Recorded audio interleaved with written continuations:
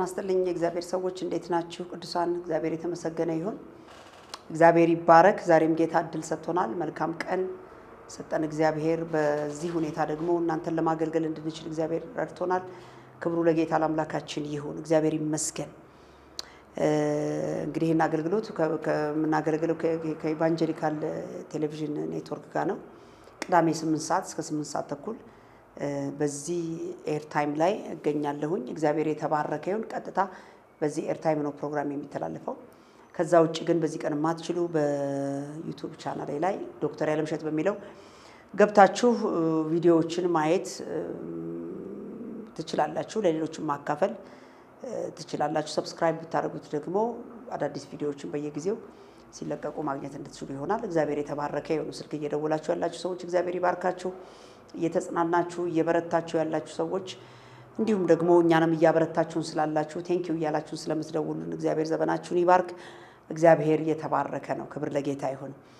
ዛሬ በጌታ ጸጋ ምናልባት ቃሉን ስንናገር በዚህ ሰዓት በዚህ ጊዜ ለአንዳንድ ሰው በጣም የሚመች ላይሆን ይችላል፣ ደስ ላይለው ይችላል። ምን ማለት ነው እንደዚህ አይነት ነገር ሊባል ይችላል። ግን መጽሐፍ ቅዱሳዊ እውነት ስለሆነ ሌላውን ነገር ከተቀበልን ሁሉንም ነገር ደግሞ ተቀብለን በዚህ መጠቀም ደግሞ ግድ ስለሚለን የእግዚአብሔርን ሐሳቡ ያለው በተሰሎንቄ ምዕራፍ 1ኛ ተሰሎንቄ ምዕራፍ 5 ቁጥር 18 ላይ ያለውን ሐሳብ ይዘን እግዚአብሔርን እናመሰግናለን ማለት ነው። ያመሰገን እንማራለን። እግዚአብሔር ይባረክ። እንግዲህ እንዲህ ይላል። እንግዲህ በሁሉ አመስግኑ ነው ዛሬ የምንነጋገረው። በሁሉ ማመስገን የሚለውን ሐሳብ ነው ወደ እናንተ ይዤ የመጣሁት። ይሄ ክፍል እንዲህ ይላል። ሁልጊዜ ነው፣ ስለ ጊዜ ነው። ሁልጊዜ ደስ ይበላችሁ፣ ሳታቋርጡ ጸልዩ፣ በሁሉ ደግሞ አመስግኑ፣ ይሄ እግዚአብሔር ፈቃድ በክርስቶስ ኢየሱስ ወደ እናንተ ነውና ይላል። እግዚአብሔር የተመሰገነ ይሁን። እኔ በጣም ሁልጊዜ የሚገርመኝ አንድ ነገር አለ። የእግዚአብሔር ቃል እንትን አይደለም ማለት ጉድለት የለበትም። ክብር ለጌታ ለአምላካችን ይሁን። ለሚሰጠን መርህ መልስም እዛው ጋር ያስቀምጣል። ብዙ ጊዜ እኔ ሳጠና የምረዳው ይሄን ስለሆነ ማለት ነው።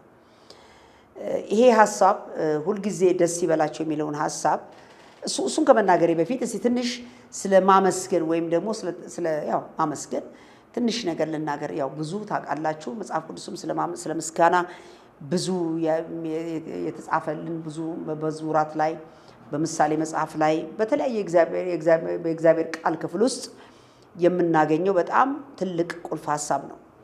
እንግዲህ መጀመሪያ በሁሉ አመስግኑ ሲለን ለዛውም በሁሉ ስለ ምስጋና ትንሽ አንድ ነገር ተናግሬ ልለፍ ብዬ ነው። እንግዲህ ምስጋና ለእግዚአብሔር ብቸኛ የምንሰጠው መስዋዕት ነው ይላል። ለእግዚአብሔር ብቸኛ መስዋዕት የምናቀርብለት ምስጋና ብቻ ስለሆነ ነው። አሁን በሌላኛው አውድ እግዚአብሔር ምን አድርጎላችኋል ብዬ ብጠይቅ ብዙ ሰው እግዚአብሔር ይሄን አድርጎልኝ ምንለው ማለት ነገር እኮ አለ። ሰው ታዲያ ለእግዚአብሔር ምን ትሰጡታላችሁ? ታዲያ ምን ትሉታል? ማመስገን ነው እግዚአብሔርን። ተመልከቱ። ለእግዚአብሔር ስላደረገልን ነገር ስለሰራልን ስራ ለእግዚአብሔር መልሰን የምንሰጠው መስዋዕት ምስጋና ብቻ ስለሆነ ነው። ተመልከቱ። ሌላ ነገር የለም። እግዚአብሔር መንፈስ ስለሆነ የሚቀበለው ነገር የለም። ተመልከቱ። የመጀመሪያው ቅዱሳን ልናቅ የሚገባል ምስጋና ለእግዚአብሔር ብቻ የሚሰጥ መስዋዕት ስለሆነ ምስጋና ካልሆነ ሌላ ነገር ላቀርብ ምንለው ነገር ስለሌለን እግዚአብሔር ምስጋናን ብቻ የሚቀበል አምላክ ስለሆነ ምስጋና ማመስገን በሁሉም ግድ ይላል። የመጀመሪያ ይሄ ነው። ሌላው እግዚአብሔርን የምናከብርበት አንዱ መንገድ ስለሆነ ነው። ክብር ለእግዚአብሔር ለአምላካችን ይሁን። እግዚአብሔርን እናውቃለን ካለን እግዚአብሔርን እናከብራለን፣ ለእግዚአብሔር እንሰግዳለን። ለእግዚአብሔር አምላካችን ስለሆነ በእኛ ላይ የተጠራ ስሙን ከፍ እናደርጋለን። ለምን የምታመሰግኑት? ምስጋና የሚያስፈልገው ዶክተር ብትይ የማከብርበት አንዱ መንገዴ ስለሆነ ነው። አምላኬ ክብርን የሚፈልግ አምላክ ነው። ከኔ እግዚአብሔር ክብርን ይጠብቃል። ከሕያዋን አንደበት እግዚአብሔር ክብርን ይጠብቃል። ክብር ለጌታ ይሁን። የእግዚአብሔር እልልታ በቅዱሳኑ መካከል ስለሆነ ሌላ እልል የሚልለት አምላክ የሚልለት የለም። ቅዱሳኑ መካከል ነው ምስጋናና እልልታ ያለው። የእግዚአብሔር ምስጋና በሕዝቡ መካከል ነው ያለው ይላል እግዚአብሔር ቃል። ተመልከቱ። ስለዚህ እኔ እግዚአብሔርን የማከብርበት መንገድ የማመስገኔ ነው። ተመስገን ጌታ ሆይ እለዋለሁ በማለዳ። ማክብሮቴን የምገልጠው በምስጋናዬ ስለሆነ ይሄንን የእግዚአብሔር ቃል መዝሙር ላይ ይሄን ማግኘት እንችላለን። ምስጋናን የሚሰዋ እርሱ ያከብረኛል። ተመልከቱ መዳኔንም የማሳይበት መንገድ በዚያ አለ ይላል። ክብር ለጌታ ለአምላካችን ይሁን። ሌላው እግዚአብሔር ሁሉን ሰጪ አቅራቢ ደግሞ ስለሆነ ሁሉን ነገር አድራጊ በቃ ያለ እግዚአብሔር ምንም ነገር ስለሌለ ማለት ነው። ተመልከቱ አይውላችሁ የሆነ ነገር አገኘን በእግዚአብሔር ነው። ለበስን በእግዚአብሔር ነው። በህይወት ኖርን በእግዚአብሔር ነው። በላን ጠገብን በእግዚአብሔር ነው። ተሳካልኝ በእግዚአብሔር ነው። ይሄ ነው ወገኖቼ ሆይ ለምን ካልን ምንም ነገር ላላመሰግን የምችልባቸው ምክንያቶች ስለሌሉኝ እያንዳንዱን ነገር የተቀበልኩት ከእግዚአብሔር ስለሆነ ምንም ነገር በህይወቴ ውስጥ የሚያልፉት በጎ ነገሮች ሁሉ ካለ እግዚአብሔር የሆነ ነገር ስለሌለ ባይዘው ወገኖቼ ይሄን ነገር ማወቅ ራሱ ትልቅ የመረዳት ባለጠግነት ነው። እግዚአብሔር ደስ ይለዋል። በዚህ መረዳት ያለን ሰው ራሱ ቢያይ እግዚአብሔር ደስ ይለዋል ብዬ አስባለሁ። እውቅና ስለዚህ ለሱ እውቅና መስጫ መንገዳችን ስለሆነ አንደኛ ዜና 16 ከ8 እስከ 9 እንደዚህ ይላል። እግዚአብሔርን አመስግኑት ይላል፣ ስሙንም ጥሩት፣ ለአሕዛብ ስራውን አውሩ፣ ተቀኙለት፣ ዘምሩለት፣ በቅዱስ ስሙም ተጓደሉ ይላል። ምክንያቱም እያንዳንዱ የእኛና የእናንተ እንቅስቃሴና የመከናወንና የመውጣት የመግባት ምክንያት እግዚአብሔር ነው። ስለዚህ እግዚአብሔር ለእግዚአብሔር እውቅና መስጫዬ ነው። እኔ ምስጋናዬ ጌታ ሆይ ተመስገን ስል በማለዳ ተኝቼ ስለተነሳው እንዲህ ይላል መዝሙር 4:8 ላይ በሰላም እተኛለሁ አንቀላፋለሁም አንተ ብቻ በእምነት አሳድረኸኛልና ይላል። ተኛው አንቀላፋውም እግዚአብሔር አነቃኝ ደግሞ ነቅቻለሁ ይላል ዳዊት። በራሳችን ተኝተን በራሳችን ነቅተን አይደለም ያለነው ወገኖቼ ሆይ ይሄ ራሱ በማለዳ ምስጋናን ልናመሰግን አንደበታችንን እንድንከፍት ያስገድደናል። ክብር ለጌታ ለአምላካችን ይሁን። አንዳንድ ሰው በማለዳ ገና ብዙ ያቀደውን ገና በጠዋቱ ገና መች ተሳካ ገና መች ተጀመረ ገና መች ማረጋው አረጋለሁ ያልኩትን ነገር ማረግ ጀመርኩ ገና መች የምፈልገውን ነገር ገና መች አቺቭ አደረኩኝ ነገር ግን ገና በማለዳ አይናችን ሲገለጥ የምናመሰግንበት ምክንያት አለን ስለነጋለን። ክብር ለጌታ ይሁን። ማለዳ ስለሆነ እግሮቼ በሰላም ካልጋይ ላይ መነሳት ስለቻሉ መንቀሳቀስ ስለቻልኩ የልብ ትርታዬ ስለቀጠል እንዴት እንደተኛው አላቅም። ማለዳዊት መንቃቴን ነው ማቀዋለ ማስተኛቱንና ማንቃቱን እንኳን እኔ አላቅም። ክብር ለጌታ ይሁን። አልጋይ ላይ ደክሞኝ እንቅልፍ ሰዓት የደርሶ መሄዴን ብቻ ነው ማቀው። ነገር ግን እንዴት እንቅልፍ የሚባለው ነገር እንደወሰደኝ እንኳን አላቅም። ማለዳ ደግሞ እንዴት ብንን ብዬ እንደተነሳው አላውቅ። በኢየሱስ ወገኖቼ ሆይ ይሄን በቁጥጥሩ ስር የያዘ እግዚአብሔር አምላካችን ነው። ክብር ለጌታ ይሁን። ነቃሁኝ አለ። ስለዚህ ስለ መንቃት ምስጋና ያስፈልገዋል። ሰዎች ተኝተው ያልተነሱ ብዙ ሰዎች ስላሉ ድንገት ተኝተው ልባቸው በዛው የቆሙ ሰዎች አሉ። እስትንፋሳችን አልተቋረጠም ወገኖቼ ሆይ ጧት ድንገት በማለዳ እግራቸውን ቢብሏቸው ካልጋ ላይ መውረድ ያቃታቸው ሰዎች ብዙ አሉ። ስለዚህ እግዚአብሔርን አመሰግናለሁ፣ እውቅና ሰጣለሁ። እድሜ ጨመርኩ እንደገና ይሄን ቀን ደግሞ ልጀምረው ነው ጌታ ሆይ እንደገና ይሄ ቀን ደግሞ የተሰጠኝ ቀን ሆነ ጌታ ሆይ ተመስገን። እውቅና መሰጥበት ነው ምስጋናዬ ማለት ነው። ክብር ለእግዚአብሔር ለአምላካችን ይሁን። ስለዚህ ወገኖቼ ሆይ ያለማመስገን ለማመስገን ማለት የሆነ ዝግጅት ምስጋና ጊዜ ብለን የምናዘጋጅበት ጊዜ አይደለም። ለአንዳንድ ወሳኝ ጉዳዮች የምስጋና ጊዜ ተብሎ ማዘጋጀት ክፉ ነው እያልኩ አይደለም። ግን የምስጋና ጊዜ የሚባል እንዳይኖርና የፈለኩት ዛሬ ነኝ። እያንዳንዷ ማይክሮ ደቂቃ ማይክሮ ሰከንድ የምስጋና ጊዜያችን ናት። ክብር ለጌታ ይሁን። በህይወታችን ውስጥ የሚያልፉ በማንነታችን ውስጥ የሚያልፉ ብዙ ሲስተማችን ውስጥ ያለ ብዙ ስርዓት አለ። እነዚህ ስርዓቶች ያለማቋረጥ በመቀጠላቸው ማለት ነው የልብ ትርታ ተቆጥሯል ወገኖቼ ሆይ ሰው ሳይንሱ በቁጥር ደርሶበታል። ግን እግዚአብሔር አስቀድሞ በዛ ቁጥር አስቀምጦታል። እስትንፋሳችን ሳይንሱ አስቀምጦታል። ከዛ ከፍም ዝቅም ካለ ጤናማ አይደለም ብሎ ግን አስቀድሞ እግዚአብሔር በዛ በልክ አስቀምጦታል። ክብር ለጌታ ይሁን። የሰውነታችን የነርቮች ቁጥር ተወስኗል። አጥንቶቻችን ተወስነዋል። እያንዳንዱ ሰውነታችን የተዋቀረበት ውቅር ራሱ የሚገርማቸው በእግዚአብሔር ዘላለማዊ ሐሳብና ዕውቀት ውስጥ የተገነባ ነው። ሳይንስ ግን ይሄ አረጋግጦት ይሄ ነው ብሎ አሁን ሳይንስ አስቀምጦታል። ስለዚህ ወገኖቼ ሆይ በማለዳ ቀኑ ሙሉ የምናመሰግንበት ምክንያት አለን። ከምናጉረመረምበት ማጉረምረም በላይ የምናመሰግንባቸው የምስጋና ምክንያቶቻችን ብዙዎች ናቸው። ምስጋናን የሚሰዋ እሱ ምን ያደርገኛል? ያከብረኛል። ማዳኔን የማሳይበት መንገድ በዛ አለ ይላል። ክብር ለጌታ ለአምላካችን ይሁን። እስቲ ቅድም ወደ ተነሳንበት ወደ ተሰሎንቄ 5:18 ላይ ለመመለስ ፈልጌያለሁ። ወደዛ እንመለስ። ምንድነው የሚለው? ሁል ጊዜ ደስ ይበላችሁ ነው የሚለው። ተመልከቱ። እንዴት ይቻላል ወገኔ? ሁል ጊዜ ገናቺ ምን ስትባል እንዴ ሁል ጊዜማ ደስ አይልም እኮ። በየቀኑ ደስ የሚል ቀን ውስጥ አለ ምን ኖረው? እንዴት አድርገን እንኖራለን? ግን የሚቀጥለው ሐሳብ ግን መልስ ነው። እርግጥ ነው እግዚአብሔር በየቀኑ ቀኑ ክፉ ነው ብሎናል። የቀኑ ክፋት ስላለ ዋጁ ብሎናል እኮ። ስለዚህ የሚቀጥለው መልሳችን ነው። ሳታቋርጡ ጸልዩ ብሎናል። ተመልከቱ። በጌታ ሁል ጊዜ ደስ እንዲለምን ማድረግ አለብን። ሳናቋርጥ መጸለይ አለብን ማለት ነው። ጸሎት ያቋረጠን ቀን ደስታችን ይነካል ማለት ነው። ጸሎት ያቋረጠን ቀን ኮንፈርታችን ይነካብናል። ጸሎት ያቋረጠን ቀን ሐዘንና ትካዜን የምናሰላስልበት ሌላ በር እየከፈትን ነው ማለት ነው። ክብር ለጌታ ለአምላካችን ይሁን። ተመልከቱ ያለው ሳታቋርጡ ጸልዩ ያለ። ከዛስ በሁሉም አመስግኑ አለ። በሆነውም ባልሆነውም እዚሁ ክፍል ላይ መልሶቹ ተቀምጠዋል።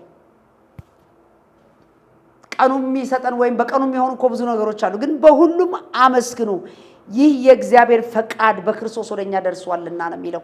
ስለዚህ ወገኖች ሆይ በሌላ ቦታ ላይ ፊልጵስዩስ 4:7 ላይ እኮ በሁሉ ደስ ይበላችሁ አይደለም፣ በጌታ ደስ ይበላችሁ ነው እዛ ላይ ተቀመጠላለም።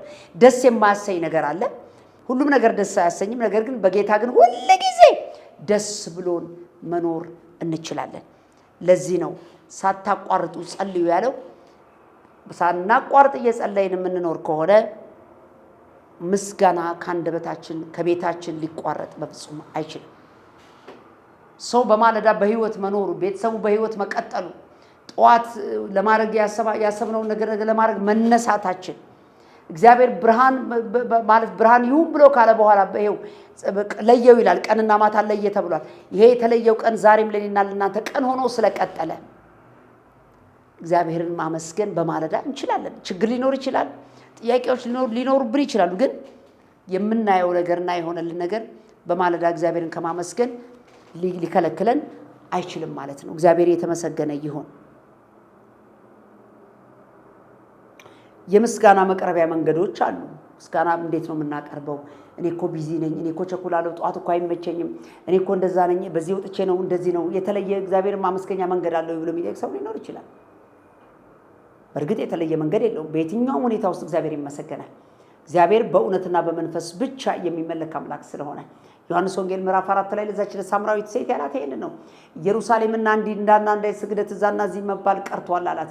አሁን ግን ከእንግዲህ በኋላ ኢየሱስ እንዲያለ ከእንግዲህ በኋላ እኔ ትንሣኤና ሕይወት ስለሆንኩ አለ ከእንግዲህ በኋላ በእኔ ያለ ለዘላለም ሞትን አያይም ብሏል። ስለዚህ አሁን ምን አለ? አሁንም አለ በዚህ አሁን በዚህና በዚያ ነው የሚጸለየው የሚሰገደው የሚባልበት ዘመን አልፏል። እግዚአብሔር በእውነትና በመንፈስ ነው የሚመለከው ብሏል። ስለዚህ ቦታ አይገድበንም። ለምስጋና የትኛውም ሁኔታ ውስጥ ሆነን እግዚአብሔር ለማመስገን የሚገድበን ነገር የለም ማለት ነው። ስለዚህ ምስጋና ማቅረቢያ መንገዶች ሁልጊዜ ነው። የመጀመሪያው ሁልጊዜ መንገዱ ነው። ሁልጊዜ እግዚአብሔርን ለማመስገን የተሰጠን ጊቭን ታይም ነው ማለት ነው። ሁልጊዜ ፊልጵስዩስ 4:7 ላይ በጌታ ደስ ይበላችሁ። ሌላው ሳይቋረጥ ነው ምስጋና። ሳናቋረጥ ምስጋና ለአንድ ሰሞን ምስጋና ለተወሰነ ወራት የሆነ ነገር እስኪደርሰን ድረስ የሆነ ሰዎች የሆነ ነገር በቃ ቪዛ ሲያገኙ የቪዛው ሰሞን ደስ ይላቸዋል። ከዛ በኋላ ያልቃል። ደስታው የምስጋናው ይቀራል።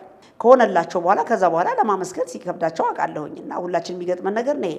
ግን ያለማቋረጥ በመጸለይ ማመስገን እግዚአብሔርን ይጠበቅብናል። ያለማቋረጥ ጸልዩ ይላል። ሁልጊዜ ሳያቋርጥ የሚጸልይ ሰው የምስጋና ሾርቴጅ የለበትም። ክብር ለጌታ ይሁን። ሁልጊዜ እያመሰገነ የሚጸልይ ሰው እጥረት የሚባል ነገር በሱ ላይ የለም ማለት። ለእያንዳንዷ ማይክሮ ሰከንድ ቫልዩ ያደርጋል። እያንዳንዷን ደቂቃ ዋጋ ይሰጣል። ለእያንዳንዷ ደቂቃ ዋጋ እየሰጠ በየቀኑ ውስጥ ያለማቋረጥ መጸለይ ማለት። ሌላው በመስጠት ማመስገን እግዚአብሔር በሁሉ አመስግኑ ሲል በሁሉ አንደኛው ስንሰጥም በገንዘባችንም እግዚአብሔርን እያመሰገን ይሆናል ማለት። ጌታ ሆይ ሰጠኸኛል፣ የሰጠኸኝ አንተ ነው። ከዚህ ከሰጠኝ ደግሞ ይሄን አስራቴን እሰጣለሁ፣ መባዬን ደግሞ በዚህ ከፍላለሁ፣ ይሄን ደግሞ የነቢያት ስጦታ እሰጣለሁ፣ ይሄን ደግሞ እንዲያረጋል ብለን የስጦታ ሁኔታ የስጦታ ልብ የምስጋና ልብ ነው። እግዚአብሔር ይመስገን ቴንኪዩ የምንልበት ልብ ነው። የምስጋና ልብ የስጦታ ልብ አለ። ሌላው ትእዛዙን ማክበር ነው። ትእዛዙን ማክበር ደግሞ እግዚአብሔርን ማመስገኛ መንገዳችን ነው ማለት ነው። እግዚአብሔር ይመስገን። እንግዲህ በመጽሐፍ ቅዱሳችን ብዙ የምስጋና መዝሙሮች ተቀምጠውልናል፣ ተጽፈውልናል።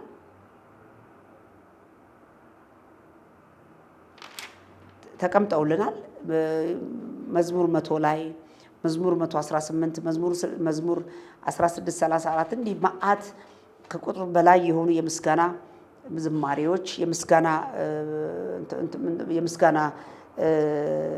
ፕሪንሲፕሎች መርሆች ተቀምጠውልናል ማለት ነው። ነገር ግን በሁሉ አመስግኑ የሚለውን አላብራራሁም።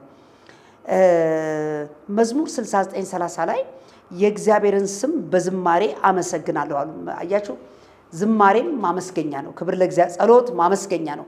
መስጠት ማመስገኛ ነው። መታዘዝ ማመስገኛ ነው። ክብር ለጌታ ለአምላካችን ይሁን። ምን አለ? የእግዚአብሔርን ስም በዝማሬ አመሰግናለሁ፣ በምስጋናም ከፍ ከፍ አደርገዋለሁ። ቀንድ እና ጥፍር ካበቀለ ከእምቦሳ ይልቅ እግዚአብሔርን ደስ ያሰኘዋል ይላል። ተመልከቱ፣ ምስጋና እግዚአብሔርን ደስ የሚያሰኘው ዋናው ከቅዱሳን ከሰው ከፍጥረት የሚጠብቀው ትልቁ መስዋዕቱ ነው ማለት ነው። እግዚአብሔር ይመስገን። መዝሙር 16:34 ላይ ቸር ነውና ምሕረቱ ለዘላለም ነው፣ እግዚአብሔርን አመስግኑት። ቅድም ብየዋለሁ። በቸርነቱ ስለ እግዚአብሔር ስላደረገልን ስጦታዎች ሁሉ እግዚአብሔር ምስጋናን ይጠብቃል። ክብር ለጌታ ለአምላካችን ይሁን።